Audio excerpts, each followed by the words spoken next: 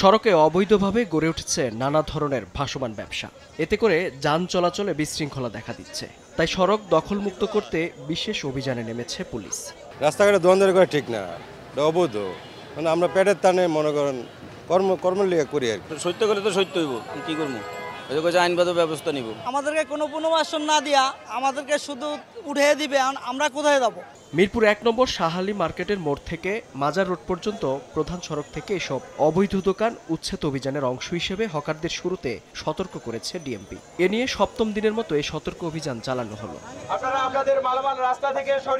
Miking করেও দোকানীদের বুঝিয়ে সড়ক ছেড়ে দেওয়ার আহ্বান জানানো হয়। যতদিন পর্যন্ত প্রধান সড়ক হকারমুক্ত না হবে ততদিন সচেতনমূলক এ কার্যক্রম অব্যাহত থাকবে বলেও জানানো হয়। মানুষকে বোঝাতে পারলে, একবার যদি আমি বোঝাতে সক্ষম হই, উনি যদি বোঝেন যে না আসলে আমি একটা অবৈধ জায়গায় রাস্তার মধ্যেই দোকান করছি, এটা ঠিক না, এই বোধটা যদি তার মধ্যে জাগ্রত করতে পারি তো অবশ্যই আমরা এটা সফলতা অর্জন করব। ডিএমপির অভিযানে অবৈধ দোকান উচ্ছেদ ও হকার মুক্ত করা সম্ভব হলে যানজট নিরসন সহ শৃঙ্খলা ফিরবে সড়কে, এমনটাই আশা সাধারণ মানুষের।